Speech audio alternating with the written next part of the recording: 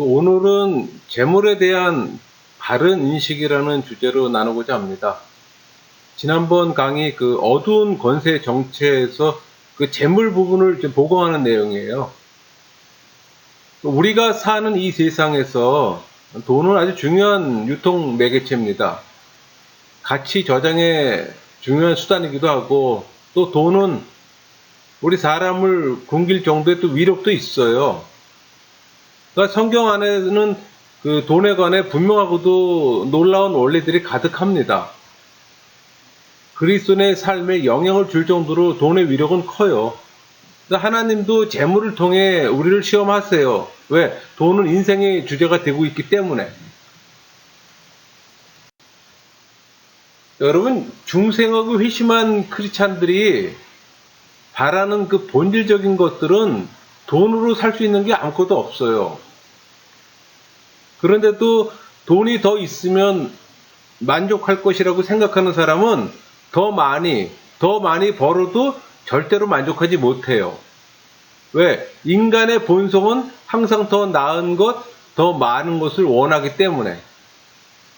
부자는 행복할 것이라는 생각은 인간의 마음 깊이 내재된 탐욕을 간과한 어리석은 착각이에요. 사람들은 돈이 있으면 행복할 거라고 보통 생각합니다. 근데 여러분, 돈은 행복을 주는 것이 아니라 편안과 안락을 제공해요. 바른 이해함이 필요합니다. 행복하고 편안과 안락은 다른 거잖아요. 많은 사람들은 돈으로 자기가 더 중요한 사람이 될 수 있다고 생각들 합니다. 사람들은 돈을 많이 소유하면 자신이 더 능력 있는 사람이 될 거라고 생각해요. 여러분의 가치는 여러분이 소유한 물질과 전혀 관계가 없어요. 그러니까 돈으로 가치를 평가하는 사람은 스스로 비천함을 드러내는 겁니다. 또 돈으로 안식할 수 있다고 생각해요. 물질의 지배를 받는 세상은 많은 소유가 안식을 준다고 소리쳐요. 그러나 진실은 그것이 새빨간 거짓말이라고 또 소리칩니다. 여러분, 재물에 관한 원리가 있어요. 그러니까 돈이 많으면 지출이 늘어나요. 수입이 증가하면 지출도 증가해요. 더 가지면 더 써야 합니다. 그러니까 사람들은 더 소유하기 위해 돈을 원해요. 그러니까 더 가지면 돈이 더 드는 거예요. 그러니까 부유할수록 부양이 많아져요. 돈이 더 필요해요. 여러 종류의 사람들을 책임져야 하고, 여러분, 정말 돈이 가져다 주는 것은 무엇인가? 한번 생각해 보셨어요? 정확하게 말하면 더 큰 책임입니다. 여러분, 돈에는 책임이 수반돼요. 부는 우리에게 걱정을 가져다 줍니다. 노동자는 자신이 가진 것에 만족하기만 하면 속 편하게 살 수 있지만, 부자는 많은 것을 갖기 때문에 더 걱정해요. 누구를 채용하고 누구를 해고하고 주가가 떨어질까 고민하고 소유한 것으로 인해 더 염려한다는 겁니다. 또 돈을 조금 잃는다고 큰 문제가 생기는 것도 아니에요. 그러나 큰 거래를 놓치고 사업에 실패해서 스스로 또 생명을 끊는 사람도 있어요. 여러분, 돈은 돌고 돌아 돈이래요. 그렇기 때문에 미래에 여러분이 돈을 잃게 될 확률은 100%입니다. 여러분의 실력은 돈을 잃었을 때 어떤 태도를 취하냐에 달려있는 거예요. 돈이 많으면 더 현명하게 사용할 책임이 있어요. 여러분, 하나님은 돈으로 우리를 시험하세요. 자녀에게 재산을 남기기 전에 지금 재산을 현명하게 사용하는 법을 가르치는 것도 필요합니다. 자녀들이 또 본받을 만한 또 삶을 사는 것도 필요하고, 여러분은 물질에 책임이 있다는 사실을 꼭 기억해야 합니다. 여러분, 재물의 사용 목적이 있잖아요. 그러니까 물질주의 세상에 살면서 승리하는 법은 오직 주는 겁니다. 베푸는 겁니다. 흘려보내는 겁니다. 남에게 줄 때마다 물질주의는 깨지고 돈의 우상을 이기는 방법이에요, 그게. 그러니까 내가 남에게 줄 때 나는 돈의 우상을 이기는 겁니다. 여러분, 돈의 속성은 악해요. 멈추면 부패합니다. 흘려보내야 되는 거예요. 성경의 진리는 하늘나라에 내 보물을 쌓는 것이 영혼에 투자하는 거라고 말합니다. 우리 잠언 3장 27절, 28절 볼까요? 내 손에 선을 베풀 힘이 있거든 마땅히 받을 자에게 베풀기를 아끼지 말며 내게 있거든 이웃에게 이르기를 갔다가 다시 오라 내일 주겠노라 하지 말며. 믿는 자에게 재물을 주심은 가난한 사람에게 베풀기 위함입니다. 여러분 불신자하고 똑같이 살지 마세요. 성경은 우리가 가진 것이 하나님의 선물이라고 말씀하세요. 우리 잠언 10장 22절 볼까요? 여호와께서 주시는 복은 사람을 부하게 하고 근심을 겸하여 주지 아니하시느니라. 누가 인간에게 능력을 주셨는가? 한번 생각해 보세요. 재물을 얻는 능력은 하나님이 주신 겁니다. 성경은 가진 것을 즐기라고 또 말하고 있어요. 우리가 누리고 있는가? 만족하지 못하고 더 가지기를 원하고 있지는 않은가? 또 더 가지기 위해 우리가 바쁘게 살지는 않는가? 여러분, 물질에 대한 겸손은 만족을 통해 증명됩니다. 잠언 21장 13절 볼까요? 귀를 막고 가난한 자가 부르짖는 소리를 듣지 아니하면 자기가 부르짖을 때에도 들을 자가 없으리라. 또 잠언 25장 21절 네 원수가 배고파하거든 음식을 먹이고 목말라거든 물을 마시게 하라. 여러분, 주는 사람과 받는 사람 둘 다 축복과 위로를 받게 됩니다. 오직 하나님 나라에 사용하고 사람에게 주는 것만이 물질주의를 이길 수 있는 유일한 방법이에요. 여러분, 여러분의 삶에 하나님을 우선순위 두세요. 하나님은 우선권을 시험하세요. 누가 여러분의 주인인가? 지금 여러분은 어디에 투자하고 있는가? 생각하면서 행동하세요. 그게 영적인 삶이에요.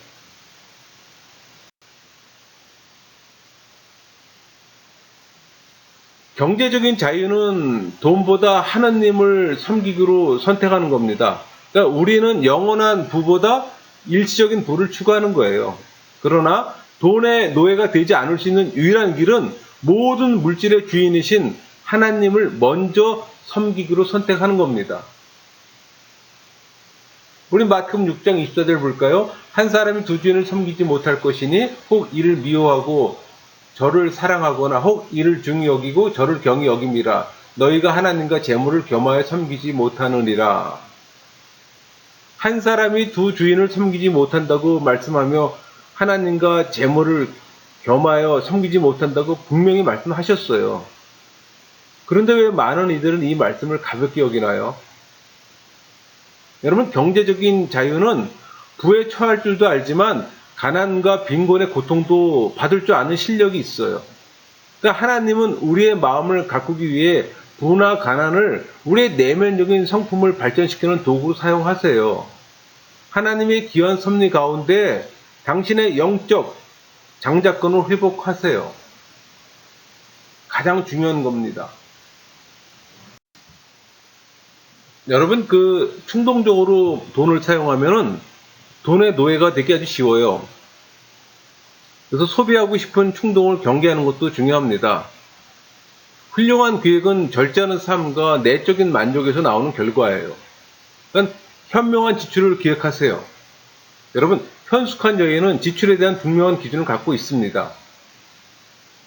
우리가 절제할 수 있으면 자신감과 참된 내적 평안을 누릴 수 있습니다. 많은 사람이 절제하지 못해서 인생을 다스릴 수 없는 지경까지 이끌고 가는 경우들이 많아요. 여러분, 참 자유를 누리려면 반드시 절제가 필요합니다. 잠언 6장 9절 10절 볼까요? 게으른 자여 내가 어느 때까지 누워있겠느냐? 내가 어느 때에 잠이 깨어 일어나겠느냐? 좀 더 자자 좀 더 졸자 손을 모으고 좀 더 누워있자 하면. 11절 내 빈궁이 강도같이 오며 내 공핍이 군사같이 이르리라. 또 10장 4절 볼까요? 손을 게으르게 놀리는 자는 가난하게 되고 손을 부지런한 자는 부하게 되느니라. 일하지 않고 살려는 것은 하나님 명령에 반항하는 겁니다. 여러분, 복권을 사는 것은 일하지 않고 큰 돈을 벌겠다는 영적 불순종이에요. 게으른 사람 경계하세요. 우리는 자신에게 주어진 하나님의 목적, 곧 우리 평생 사명을 위해 일하는 존재임을 여러분 기억하세요. 여러분, 재물을 다루는 기본 원리가 있습니다. 그러니까 사람에게 주는 것과 하나님 나라 확장에 사용한 것은 돈에 대한 자유를 증명하는 방법입니다. 다른 것은 다 투자예요. 그러니까 돈을 지불하는 것은 물건이나 서비스에 대한 대가를 받는 일이잖아요. 그러나 주는 돈은 내 손에서 벗어나면 나의 권리도 없어지는 거예요. 그것이 나의 자유함을 증명하는 겁니다. 그러니까 선한 일에 사용함으로 우리는 물질의 우성을 이길 수가 있는 거예요. 우리 잠언 1장 19절을 볼까요? 이익을 탐하는 모든 자의 길은 다 이러하여 자기의 생명을 잃게 하느니라. 그러니까 돈을 탐하는 자는 생명을 잃게 된다는 충고입니다. 여러분, 신앙은 물질과 깊은 관계가 있어요. 부와 돈의 신인 이 만몬에게는 인간을 조종하는 힘이 있고 하나님께 대적하는 만용이 있는 거예요. 그러니까 성도는 돈의 노예가 되지 말고 돈을 다스리며 사는 것이 무엇인지 부단히 학습하면서 살아야 되는 겁니다. 저절로 알아지는 것이 아니에요. 모르는 건 배워야 되잖아요. 여러분, 우리 재정 관리 기록은 돈의 유통 경로를 잘 보여줍니다. 돈이 어디로 가는지 알려줘요. 또 돈을 어디에 쓰는지 잘 기록하세요. 재정관리 기본 원칙입니다. 그 원칙이 4가지가 있어요. 내가 빚진 것을 알아야 합니다. 또 내가 소유한 것을 알아야 하고, 또 내가 버는 것을 알아야 하고, 또 내 돈이 어디로 가는지 알아야 합니다. 근데 기록하면 다 기억할 수가 있어요. 또 기억하면 관리할 수가 있고, 돈에 관한 모두를 기록하세요. 이 사항들을 잘 기록하면은 돈에 대한 걱정이 많이 줄어들 겁니다. 여러분, 계획은 하나님이 우리에게 주신 것을 충성스럽게 관리하는 청지기 의무입니다. 우리 잠언 21장 20절 볼까요? 지혜 있는 자의 집에는 귀한 보배와 기름이 있으나 미련한 자는 이것을 다 삼켜 버리느니라. 성경은 어리석은 사람은 손에 돈이 들어오자마자 사용한다고 말씀하세요. 그러니까 충동 구매하지 않으려면 계획해서 돈을 사용해야 합니다. 그러니까 지혜 있는 자의 집에는 귀한 보배와 기름이 있으나, 이 구절은 그의 경제활동이 매우 지혜롭고 그 결과 많은 부를 축적하게 됨을 강조하는 뜻입니다. 그러니까 돈에 대한 기본 원칙을 기억하고 그 다음 단계에서는 돈에 대한 계획을 세우세요. 뭐 돈을 쓰는 계획, 저축하는 계획, 주는 계획 다 세우세요. 계획에 따라 실행하세요. 그게 지혜롭게 사는 방법입니다. 사람들이 저축하지 못하는 이유는 간단해요. 소비 때문이잖아요. 소비는 저축의 적입니다. 또 과소비는 가장 큰 원인이 또 비교하기 때문에 남과 비교하는 거예요. 여러분, 다른 사람 인생에 정신 팔지 말고 자신의 인생을 사세요. 저축하지 않으면 미래가 불확실하고 인생이 구차해집니다. 여러분이 가진 것으로 즐기세요. 돈이 있건 없건 멋지게 사세요. 그러니까 만족이라는 토론장을 가져서 감사라는 주제로 나누세요. 가진 것을 즐기려면 지금 가지고 있는 것에 만족하고 감사하세요. 인생을 여유 있게 사세요. 가진 것으로 즐길 줄 아는 사람이 진짜 부자입니다.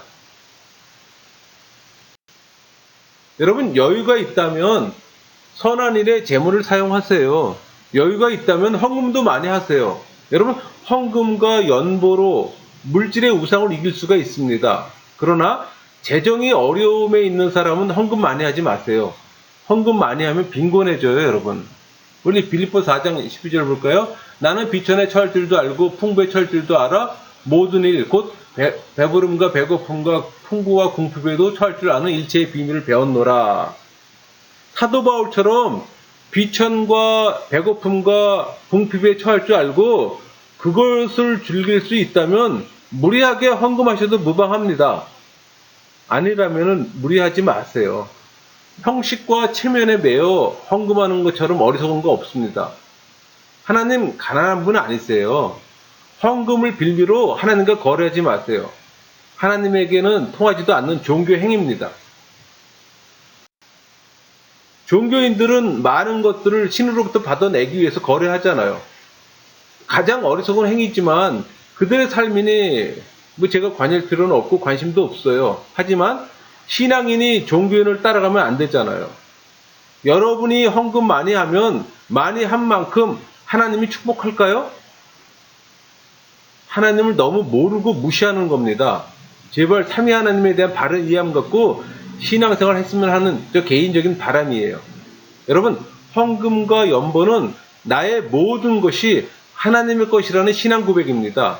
우린 청직이잖아요. 헌금과 연보를 드릴 때 우리는 돈에 대한 욕심을 극복하고 그 돈을 다스릴 수 있는 능력을 얻게 되는 겁니다. 복 받기 위해서 헌금하는 거 아니에요, 여러분. 성경적으로 돈의 속성은 악하다고 제가 말씀드렸잖아요. 부패해요, 돈은. 정체하면은 부패해서 악을 생성하고 죄의 지배 아래 놓이게 됩니다. 선한 일에 사용하세요. 그것이 죄의 지배에서 벗어나는 길입니다.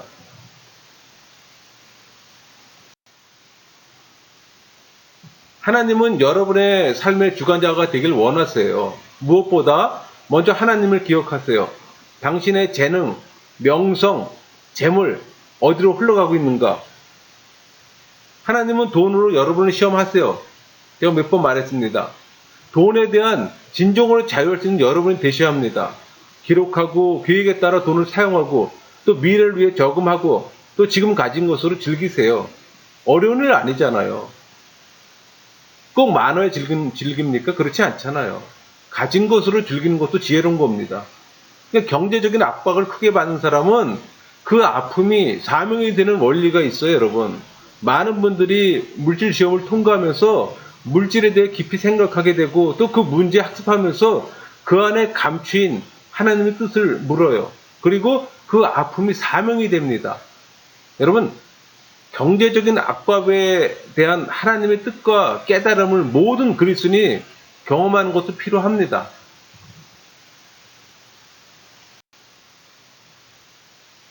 여러분, 그 하나님 재정 원칙 중 제일 중요한 원칙이 빚지지 말라는 겁니다. 우리 잠언 22장 7절 볼까요?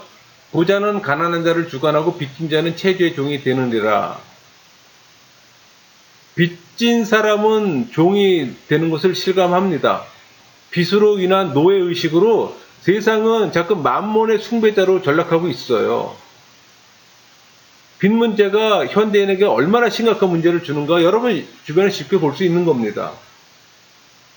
여러분, 버는 것보다 쓸 일이 많아질 경우 가장 손쉽게 돈을 얻을 수 있는 방법이 남에게 빚지는 거예요. 현대사회에서 한 개인이 또 한 가정이 빚에 무게 짓눌리게 되는 가장 큰 적이 아마 신용카드일 겁니다. 근데 여러분, 성경은 돈을 빌리는 것을 강하게 경고합니다. 하나님을 섬기는 우리가 세상에 속박되는 걸 경계하는 겁니다. 여러분, 경제적인 압박은 우리의 삶, 금전 사용 계획, 또 하나님에 대한 우리의 믿음을 되돌아보라는 신호예요. 이에 대한 하나님의 뜻과 깨달음은 그리스도인에게 필요합니다.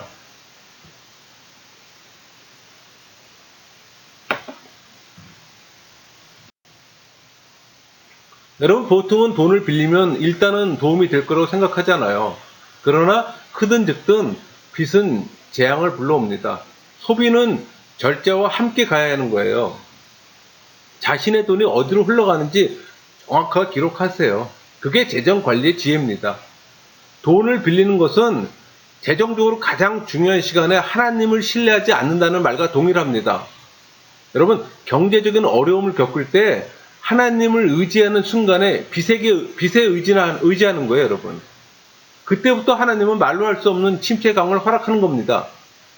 하나님이 여러분의 믿음에 따라 어떻게 역사하는지 한번 체험해 보세요. 그것도 필요합니다. 하나님은 우리가 채무의 노예가 되는 걸 원치 않으세요. 하나님은 빚 때문에 우리 가정이 깨지는 걸 원치 않으세요.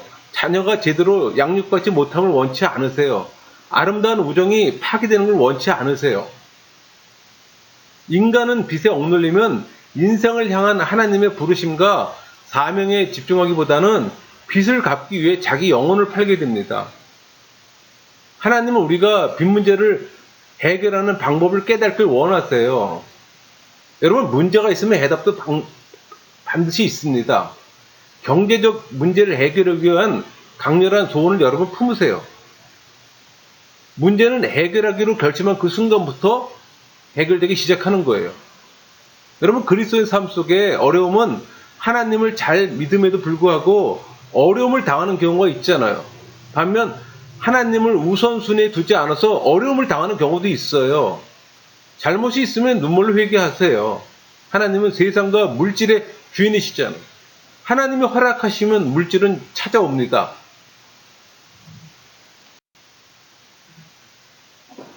여러분, 여기 잠언 6장 1절 2절 볼까요? 내 아들아, 내가 만일 이웃을 위하여 담보하며 타인을 위하여 보증하였으면 내 입의 말로 내가 얽혔으며 내 입의 말로 인하여 잡히게 되었느니라. 또 잠언 11장 15절 볼까요? 타인을 위하여 보증이 되는 자는 손해를 당하여도 보증이 되기를 싫어하는 자는 평안하니라. 또 17장 18절 지혜 없는 자는 남의 손을 잡고 그의 이웃 앞에 보증이 되느니라. 한마디로 보증 쓰지 말라는 얘기입니다. 여러분, 그럼에도 불구하고 보증 요청이 있을 때 있잖아요. 주변 사람들로부터. 그럴 때는 여러분들이 줄 수 있는 만큼 돈을 주세요. 그리고 보증 안 쓰는 것이 가장 바람직합니다. 현재 그냥 줘도 줄 만큼 주고 끊는 것이 성경적이에요. 여러분, 카드 대출 받아 빌려주고 헌금하고 이게 절대 해서는 안 됩니다. 여러분들이 불쌍해서 도와준다고요? 그러나 하나님께서 만약에 그를 다루시는 중이라면 여러분이 할 수 있는 게 아무것도 없어요. 오히려 하나님이 이를 방해하는 겁니다, 여러분. 그것도 생각하셔야 되는 거예요. 여러분, 광고에 미혹돼서 충동구매하지 마세요. 재정 원칙이 아주 중요한 부분이기도 합니다. 여러분, 광고는 매력적이고 간교해요. 여러분, 간교한 뱀은 아담에게 접근하지 않고 하와에게 갔잖아요. 그러니까 광고의 효과는 쉽게 그 권위를 얻어낼 수 있는 사람에게 극대로 발휘합니다. 광고는 보암직도 하고 먹음직도 해서 우리를 유혹합니다. 때로는 기본 필요를 넘어선 것으로 유혹도 해요. 그리고 광고는 시각 효과를 극대화시키잖아요. 그러니까 내가 경험해보지 못한 것이지만 그것을 보면서 전에 경험한 좋은 것을 생각하게 되는 겁니다. 보는 것을 조심하세요. 구입하고 싶은 충동이 생기면 그걸 다스리는 것도 필요합니다. 그래야만 경제적 자유를 누릴 수가 있는 거예요. 여러분, 돈은 행복의 조건이 아닙니다. 돈은 책임의 조건이에요. 돈을 보는 가장 성경적 관점은 청지기 개념이에요. 청지기 관점에서 돈을 보고 관리하는 것이 필요하다는 얘기입니다. 우리는 돈으로 더 좋은 곳을 소유할 수 있다고, 또 편해질 수 있다고 많이들 그렇게 생각하잖아요. 맞습니다. 그러나 경제적인 자유를 누리기 위한 중요한 원리는 구입하고픈 그 충동을 다스리는 겁니다. 여러분, 충동 구매는 두 가지가 연합해서 발생하는 겁니다. 자기의 욕망, 충동이 있죠. 또 그걸 부추기는 광고예요.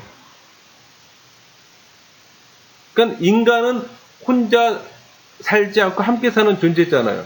그렇기 때문에 잘못 구입해 빚 같은 문제를 떠안게 되면은 자기뿐만 아니라 가족, 주변 사람에게도 나쁜 영향을 미칠 수가 있습니다. 제 경험으로 충동 구매를 하면 대부분 후회가 되더라고요.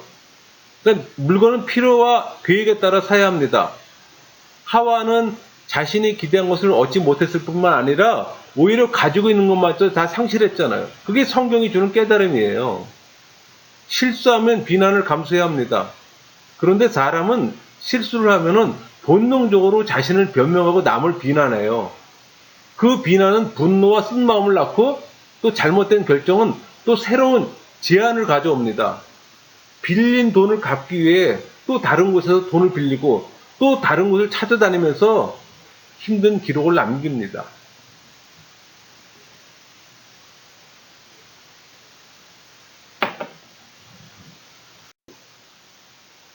여러분, 광고의 술책에 넘어가면은 광고 모습에 따라 살게 되고 또 사탄의 지배를 받게 됩니다. 그래서 사고와 행동이 세속적으로 변해지는 거예요. 그러니까 구입 충동을 막는 방법을 학습하세요. 여러분, 판매원이 그들이 파는 상품을 과장할 걸 미리 예측하세요. 그들은 상품을 팔기 위한 특별한 훈련과 교육을 받은 사람이에요. 상품의 긍정적인 면만 강조합니다. 근데 여러분, 그 어떤 물건도 여러분이 이미 사용하고 있는 물건과 사실 별 차이는 없어요.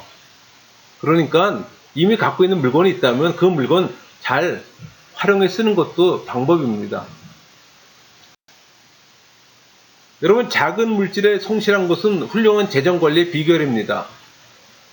하나님은 작은 것으로 우리를 시험하세요. 누가복음 16장 10절 볼까요? 지극히 작은 것에 충성된 자는 큰 것에 충성되고 지극히 작은 것에 불의한 자는 큰 것에도 불의하느니라. 우리가 작은 물질에 성실하면 하나님은 큰 물질을 맡기세요. 그러나 게으른 사람은 현재 일을 관리하고 감당하는 것도 부담스러워합니다. 그들은 일을 끝내지 못해요. 게으른 자의 밭에는 가시덤불이 무성합니다. 사람들은 빚을 갚거나 지지 않으려면 수입을 더 늘려야 된다고 생각들 해요. 그러나 느는 수입은 지출의 증가를 가져올 뿐 지출을 줄이는 가장 효과적인 방법으로 현금을 지불하면 충동 구매를 억제할 수는 있습니다. 여러분, 우리가 그리스도인으로서 낭비하지 않으려는 이러한 시도를 통해 우리는 남들과 다른 면을 볼 수도 있고 또 구별될 수가 있어요. 여러분, 재능은 내가 성공할 수 있도록 하나님이 주신 거잖아요. 갈고 닦으세요. 또 필요하면 다른 사람에게 배우세요. 또 좋은 것을 다른 사람이 갖고 있으면 이미 갖고 있는 사람을 찾아서 그에 대한 모든 걸 연구하고 그가 어떻게 그것을 갖게 되었는지 달성했는지 배우세요. 여러분의 인생에 모델이 되는 사람을 찾으세요. 멘토를 찾으시라는 얘기예요. 많은 도움이 됩니다. 실수와 시행착오를 줄일 수 있어요. 그 얘기는 시간과 돈을 절약한다는 얘기입니다. 그러나 그 사람에게 예속돼서는 안 되겠죠. 여러분, 그리스도인의 재테크, 사실 돈을 사용해서 돈을 벌게 하는 것은 돈을 인격적으로 대하는 겁니다. 바람직한 거 아니죠. 그럴 돈 있으면 나눠주라고 그랬잖아요. 내가 땀 흘려 일하고 돈을 벌어야 하기 때문에 주식 투자 같은 거 사실은 피하는 게 바람직합니다. 물론 돈에 여유가 있어서 하는 거 뭐라고 말씀 못 드리겠지만 돈에 여유가 없는 사람은 절대 그런 거 하지 마세요. 카드 빚내서 그런 거 절대 하면 안 되죠. 그리스도인들의 유산 상속, 여러분 자식 교육하고 성장시키는 것으로서 여러분의 의무를 다한 겁니다. 유산 상속 없이 다른 사람에게 나눠주고 베푸는 것이 사실은 성경적이에요. 동의하십니까?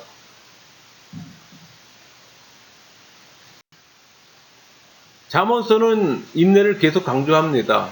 성공의 비결은 인내를 가지고 계속하는 거예요.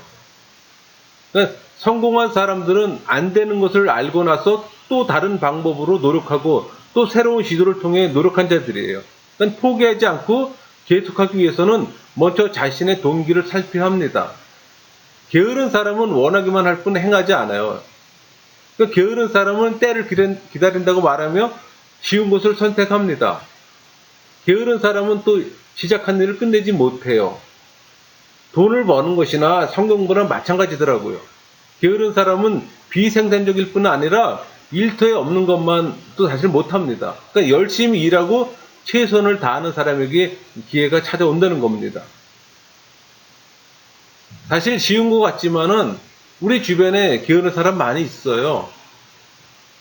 그러면서 그 게으른 사람들은 또 성공을 바라요. 더 좋은 걸 원합니다. 그게 이루어지기가 어렵죠.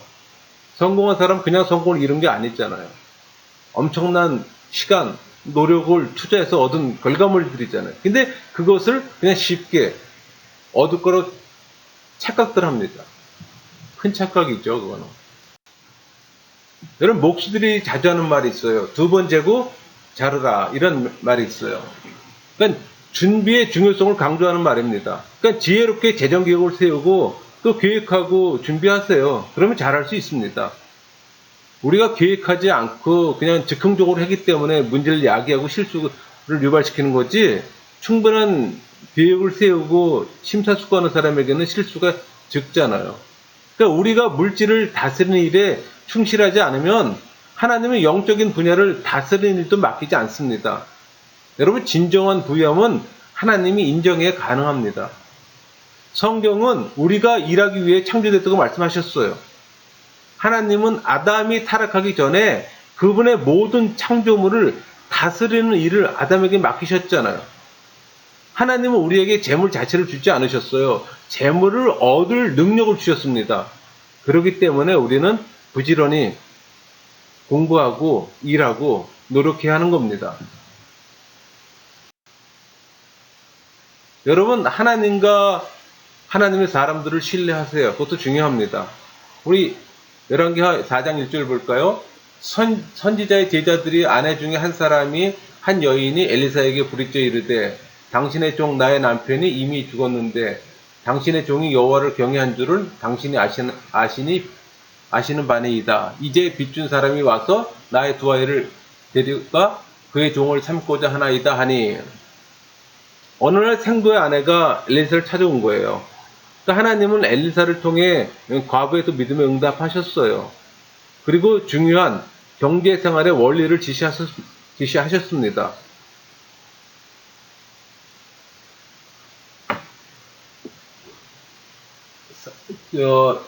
중간에 열왕기하 4장 7절 볼까요? 그 여인이 하나님의 사람에게 나아가서 말하니 그가 이르되 너는 가서 기름을 팔아 빚을 갚고 남은 것으로 너와 네 두 아들이 생활하라 하였더라. 빚을 갚고 남은 것으로 너와 네 두 아들이 생활하라는 이 말씀, 먼저 빚을 갚으라는 말씀입니다. 그러니까 생도의 아내가 경험한 기적은 그녀가 소유한 마지막 가치를 내어놓고 하나님과 선지자를 신뢰함으로 이루어진 겁니다. 여러분, 돈이란 분야가 복음의 예의 영역이 될 수 없어요. 생도의 아내는 먼저 드림으로 풍성히 받을 수 있었습니다. 하나님은 가난한 생도의 아내의 빚 문제를 해결해 주기 위해 엘리사를 보내셨던 거예요. 그녀를 채무의 노예 상태에서 해방시키기 원하셨던 겁니다. 열왕기하 4장 2절 볼까요? 엘리사가 그에게 이르되 내가 너를 위하여 어떻게 하랴? 내 집에 무엇이 있는지 내게 말하라. 그가 이르되 계집종의 집에 기름 한 그릇 외에는 아무것도 없나이다 하니 하나님은 생도의 아내에게 비록 기름 한 그릇이지만 없는 것을 묻지 않으시고 남아있는 것이 무엇인지 물으셨어요. 그러니까 준비된 큰 그릇을 들고 하나님 앞에 나아가는 것이 중요합니다. 여러분, 모든 변화는 내면에서 시작합니다. 먼저 자신이 예수님 안에서 가장 부유하다는 사실을 믿으세요. 여러분 안에 모든 것이 들어 있습니다. 왜냐하면 예수님이 여러분 안에 거하고 계시기 때문에. 여러분, 현명하게 결정하세요. 선택은 결과를 낳잖아요. 오늘 우리가 겪고 있는 현재의 모습은 과거 어느 시점에 우리 자신이나 이웃들이 선택하고 결정한 것들이 열매예요. 그렇다면 오늘 우리가 선택하는 것은 틀림없이 미래의 우리의 모습이 될 겁니다. 여러분, 올바른 성공을 이루세요. 그리스도인에 있어서 성공은 불신자 성공은 달라요. 성공은 하나님이 원하시는 사람으로 계속 변해가는 겁니다. 그 성공의 비결은 정직과 성실이에요. 하나님께 초점을 맞춘 사람은 영원한 목적, 영적 유익, 건강한 성품, 영구적 만족, 하나님의 명령과 인도하심에 순종하는 것들을 기준으로 성공을 정의합니다. 불신자의 성공 정의하고 많이 다르죠? 우리가 하나님의 인도하심을 구하는 방법은 기도와 계획입니다. 10년 후에 나는 어떤 위치에 있을지 한번 생각해 보세요. 또 그것을 기록해 보고 또 계획하세요. 또 그 소원을 품고 하나님께 기도하세요. 여러분, 하나님은 하나님 자녀들의 모든 필요를 채워주세요. 하나님 은행에는 파산이 없습니다. 우리 빌립보 4장 19절. 나의 하나님이 그리스도 예수 안에서 영광 가운데 그 풍성한 대로 너희 모든 쓸 것을 채우시리라. 이 말씀은 충성스럽게 재물을 관리하는 사람에 대한 하나님의 백지수표예요. 이 수표에는 예수 그리스도의 이름이 서명되어 있습니다. 그 수표는 절대로 부도나는 법이 없어요. 여러분, 세상에서 백지수표 접해보지 못했죠? 저도 마찬가지예요. 하나님의 사람들만이 영적 세계에서 경험할 수 있는 이 백지수표, 우리 그 경험하면서 한번 살아봅시다. 여러분이 재물에 대한 잘못된 인식을 가지고 있었다면 다 털어내고 원점으로 돌아와 다시 시작하세요. 늦어도 그게 정도입니다. 잠언 3장 14, 15 볼까요? 이는 지혜를 얻는 것이 은을 얻는 것보다 낫고 그 이익이 정금보다 나음이니라. 지혜는 진주보다 귀하니 내가 사모하는 모든 것으로도 이에 비교할 수 없도다. 또 잠언 30장 8절 9절 곧 헛된 것과 거짓말을 내게서 멀리하옵시며 나를 가난하게 마옵시고 부하게도 마옵시고 오직 필요한 양식으로 나를 먹이시옵소서. 혹 내가 배불러서 하나님을 모른다 여호와가 누구냐 할까 하오며 혹 내가 가난하여 도둑질하고 내 하나님의 이름을 욕되게 할까 두려워함이니이다. 여러분, 재물보다 하나님을 아는 지혜를 얻는 것이 더 좋아서 그것을 추구하는 것이 신앙인의 삶이에요. 사도 바울의 말씀으로 강의를 마치고자 합니다. 빌립보서 4장 12절 나는 비천에 처할 줄도 알고 풍부에 처할 줄도 알아 모든 일 곧 배부름과 배고픔과 풍부와 궁핍에도 처할 줄 아는 일체의 비결을 배웠노라.